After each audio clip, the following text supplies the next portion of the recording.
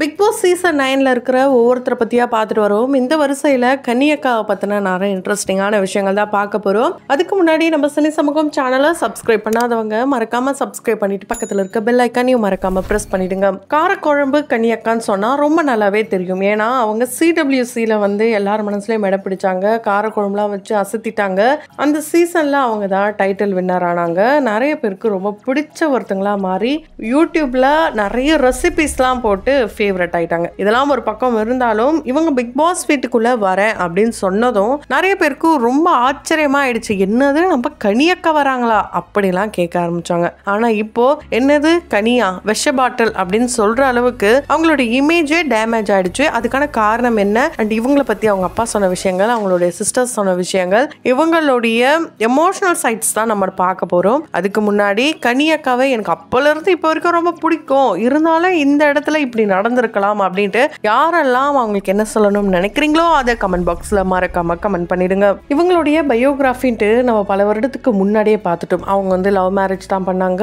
அவங்களுடைய வீட்டுக்கு மூத்த மகள் இப்படிலாம் நம்ம பார்த்துருந்தோம். இதெல்லாம் தாண்டி ஒரு மூத்த மகளா இருக்கும் போது அவங்க என்ன மாதிரியான விஷயங்கள் ஃபேஸ் பண்ணியிருக்காங்கன்னா, அவங்க அம்மாவுடைய இறப்பு மிகப்பெரிய ஒரு வலியை கொடுத்துருக்கு. அம்மாவுடைய மரணம் எல்லாருக்குமே மிகப்பெரிய ஒரு இழப்பு வலியா இருந்தாலும் மூத்த மகளா இருக்கும் போது எல்லா ரெஸ்பான்சிபிலிட்டியும் இவங்க தலையில தான் விழுந்திருக்கு. இவங்களுக்குள்ள இன்ஃபீரியாரிட்டி காம்ப்ளெக்ஸ் நிறையவே இருந்திருக்கு. ஏன்னா இவங்களுடைய ரெண்டு சிஸ்டர்ஸை கம்பேர் பண்ணும்போது இவங்க கொஞ்சம் டஸ்கி டோனா இருந்ததுனால இவங்களே அவங்க கம்மியாக தான் இடம் போட்டிருக்காங்க. அண்ட் அது மட்டும் இல்லாம அதனாலேயே சில நேரங்கள்ல தேவையில்லாம கோபங்கள், வருத்தங்கள் இது எல்லாமே கூட வந்திருக்கு. இவங்க பர்சனலா நிறைய ஒரு brother and sister and mother இந்த மாதிரியான ரோல்ஸ்க்கு இவங்க ரொம்பவே ஆப்டா இருப்பாங்க. ஏன்னா இவங்க அம்மா இறந்ததுக்கு அப்புறம் இந்த ரெண்டு பெண் பிள்ளைகளையும் நம்ம தான் பார்த்துக்கணும்ட்டு ஒரு அம்மா மாதிரி அந்த ஸ்தானத்துல இருந்து பார்த்துக்கிட்டாங்களாம். ஆனா அவங்க அப்பா சின்ன வயசுல இருந்து அவருடைய வேலைகளை அவரே செஞ்சதுனால அவங்க அம்மாவுடைய, அதாவது இவங்களுடைய மனைவியுடைய இறப்பு அந்த அளவுக்கு பாதிக்கலையா. ஏன்னா இப்ப கூட என்னதான் 3 மகள்களுக்கும் திருமணம் ஆகி இருந்தா கூட அவருடைய வேலையை அவர் தான் பார்த்துப்பாராம். இப்ப சாப்பிட்றதா இருக்கட்டும், எங்கேயாவது போறதா இருக்கட்டும், இல்ல நமக்கு ஒரு தனியா ஒரு ரெஸ்ட் தேவை, இல்லை தனியா பீஸ்ஃபுல்லா நம்ம உட்காரணும், இது எல்லாமே அவரே தனக்குள்ளே பேசிக்கிறதா இருக்கட்டும் எல்லாமே அவர் தனியா பண்ணிப்பாராம். இவங்க இல்ல அப்படின்ற ஒரு வருத்தம் இவருக்கு இருந்ததே கிடையாதாம். வீட்டுல இருந்த ஒரு நபர் இறந்துட்டாங்க அப்படின்ற மாதிரிதான் இப்ப வரைக்கும் அவர் நினைச்சிட்டு இருக்காராம். சோ மனைவி இருந்தாலும் சரி இல்லைனாலும் சரி அவருடைய வேலைகள் அவர் பார்த்ததுனால இந்த அளவுக்கு பெரிய இழப்பு வலி எதுவுமே இல்லாம இருந்திருக்கு. ஆனா 3 மகள்களுக்கு தான் மிகப்பெரிய ஒரு வலியும் இழப்பாவும் இருந்திருக்கு. ஏன்னா அவங்க அம்மா இருக்கும்போது ரொம்ப ஜாலியா இருப்பாங்களாம். எந்த ஒரு விஷயமா இருந்தாலும் அம்மா கிட்ட ஃப்ரெண்ட்லியா சொல்லிக்கிட்டு ஆட்டம் போட்டு டான்ஸ் ஆடிட்டு இப்படிதான் 3 பெண் பிள்ளைகளும் வளர்ந்தாங்களாம். அதனால அவங்களுடைய இறப்புக்கு அப்புறம் ஒரு அம்மாவா இருந்து பார்த்தவங்க தான் கனி. ஸோ கனி எல்லா விஷயத்திலையுமே வீட்டில் அந்த மாதிரி இருந்ததுனால தான் பிக் பாஸ் வீட்லயும் அப்படி இருக்காங்க அப்படின்னு கூட சொல்லலாம். ஏன்னா ஒரு கூட்டமா இருக்கிற ஏரியால எல்லாருக்குமே வயசு கம்மி, இவங்களுக்கு தான் வயசு அதிகம்னும் போது அந்த இடத்துல எல்லாருமே அக்கா அப்படின்னு உரிமையாவே கூப்பிட ஆரம்பிச்சுட்டாங்க. ஸோ எல்லாருமே அக்கான்னு கூப்பிடுறதுனால ஆட்டோமேட்டிக்கா அந்த இன்பில்ட்டாவே அவங்களுக்குள்ள ஒரு எண்ணம் வந்துடும். ஸோ நம்ம தான் இந்த வீட்டில் மூத்தவன், நம்ம கண்டிப்பா இதெல்லாம் பார்த்துக்கணும் அப்படின்னு சொல்லி ஆரம்ப காலகட்டத்தில இருந்து இந்த சீசன் ஸ்டார்ட் ஆனதுல இருந்து இவங்க குக்கிங் டீம்லயே தான் இருந்தாங்க. அதனால கடுப்பாகி என்ன இந்த அக்கா CWCல தான் காரக்குழம்பு வச்சாங்கன்னு பார்த்தா பிக் பாஸ் வீட்டுக்குள்ள போயும் அதே வேலை பண்ணிக்கிட்டு இருக்காங்க. இங்க போய் குக் பண்ணவா போனாங்க, இவ்வளோ டாஸ்க் இருக்கு, இவ்வளோ வேலை இருக்கு, இதெல்லாம் பண்ணாம ஏன் இந்த அக்கா இப்படி பண்றாங்கன்ட்டு இவங்களுடைய ரசிகர்கள் வருத்தத்துக்கும் உள்ளானாங்க. இதெல்லாம் பார்த்துட்டு பிக் பாஸ் என்ன பண்ணாருன்னா, ஏமா கனி நீ எதுக்கு வந்த, சும்மா குக் பண்றதுக்கா வந்த, ஆல்ரெடி நீ குக் பண்ணி நல்லா ஃபேமஸ் ஆயிட்டா, அது மூலியமா ரசிகர்கள் வந்துட்டாங்க, அது அந்த திறமையை அங்க காட்டியாச்சு. ஸோ அதுக்கான இடம் இது கிடையாது, இது உங்களுடைய மற்ற திறமைகளை காட்டக்கூடிய ஒரு இடம் அப்படின்ட்டு சொல்லியிருந்தாரு. அவருடைய வார்னிங்க்கு அப்புறம் அவங்க மாறினாங்களான்னு கேட்டா மிகப்பெரிய ஒரு டிரான்ஸ்ஃபர்மேஷன் அப்படின்னு தான் சொல்ல முடியும். ஏன்னா எங்க பார்த்தாலும் யாரை பார்த்தாலும் ஒரே சண்டை சண்டை சண்டை. விஜய் பாரு கூட இவங்களுக்கு என்ன பிரச்சனைனே தெரியல.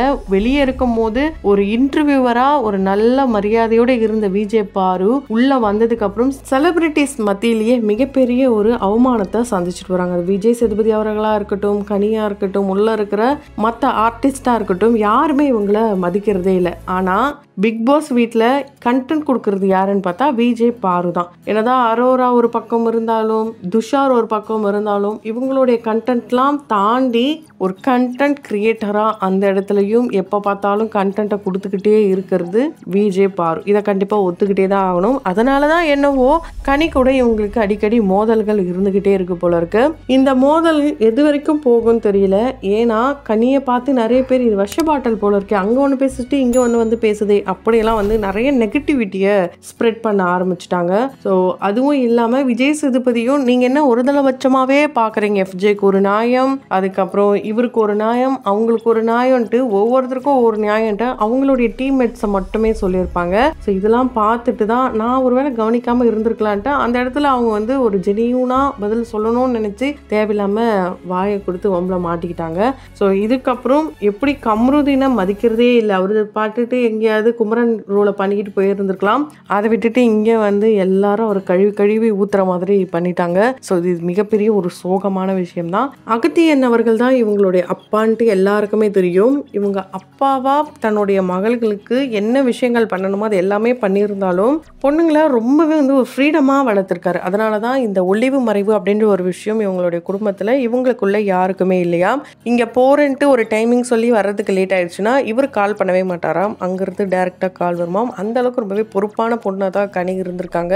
இவங்களுடைய திருமண வாழ்க்கையாக இருக்கட்டும், இவங்களுடைய மகனாக இருக்கட்டும், இது போல் எல்லாமே ஒரு ஃபங்க்ஷன் வந்துட்டு அவங்களுடைய ஃபேமிலியை ஒன்று கூடி செலிப்ரேட் பண்ணுற விதம், குக் பண்ணி எல்லாருக்கும் கொடுக்குற விதம் எல்லாமே பார்க்க ரொம்ப அழகாக இருந்தாலும் இந்த பிக் பாஸ் வீட்டுக்குள்ளே இவங்களுடைய முகத்திரை கிழிந்து விட்டதோ அப்படின்ற மாதிரி தான் இருக்குது. ஸோ இதில் வந்து வெளியிலேருந்து பார்க்குறவங்களுக்கு தவறாக இருந்தாலும் உள்ளே இவங்க என்ன செய்கிறாங்கன்றது உள்ளே இருக்கிறவங்களுக்கு கண்டிப்பாக தெரிஞ்சிருக்கும். ஒரு சிலர் இந்த வீடியோ பார்க்குறவங்க நீ என்ன கனிக்கு சப்போர்ட்டா இப்படிலாம் வந்து கேட்டாலும் அங்கே என்ன நடக்குது நம்ம யாருக்கும் தெரியாது. இவங்க வந்து ஒரு தலைபட்சமாக இருக்காங்கன்றது தெரியும், ஆனால் அவங்க யாருக்கு இருக்காங்க அப்படின்றத பார்த்தாகணும். எந்த இடத்துல வாய்ஸை ரைஸ் அவுட் பண்ணுறாங்க, ஏன்னா ஒரு தலையாக இருந்து அந்த குடும்பத்தை ரொம்ப நல்லாவே வழி நடத்தினாங்க. இதில் கனி அவர்களை பாராட்டலாம். ஏன்னா அவங்களுக்கு ஒரு குடும்பத்தை எப்படி ரன் பண்ணணும் அப்படின்றது ரொம்ப நல்லா தெரியும். ஸோ அவங்களுடைய இயல்பான விஷயங்கள் தான் இப்போ வெளியாகுது. இது அவங்க பிளான் பண்ணி எப்படியும் பண்ணலை. ஸோ ஸ்ட்ராட்டஜி அப்படின்றது கேமில் எல்லாருக்குமே இருக்கணும், அந்த ஒரு விஷயம் இவங்களுக்கும் இருக்குது. அதனால தான் ஒரு சில விஷயங்கள் நடக்குது. மற்றபடி இவங்களை தவறாக சொல்கிறதுக்கு ஒன்றும் கிடையாது. கேம்னு வந்துட்டா ஒவ்வொருத்தரும் ஒவ்வொரு விதமாக ஆடுறாங்க, அந்த மாதிரி தான் இவங்களும் விளையாடுறாங்க.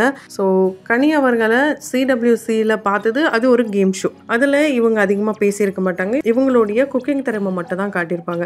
இதில் இவங்க அதிகமாக பேசுகிறாங்கன்றதே மிகப்பெரிய ஒரு விமர்சனமாக வந்து நிற்கிது. பேசி தான் ஆகணும், இந்த இடத்துல ஸ்டாண்ட் பண்ணணும்னா அவங்களுக்காக அவங்க நின்று தான் ஆகணும். அதனால் இவங்களை பற்றி உங்களுடைய பார்வை எந்த அளவுக்கு மாறி இருக்கு அப்படின்றத கமெண்ட் பாக்ஸில் மறக்காமல் கமெண்ட் பண்ணுங்கள். தொடர்ந்து வீடியோஸ்லாம் பார்க்கணும்னு நினச்சிங்க உடனே சேனலை சப்ஸ்கிரைப் பண்ணிவிட்டு பக்கத்தில் இருக்க பெல் ஐக்கனையும் மறக்காமல் ப்ரெஸ் பண்ணிவிடுங்க.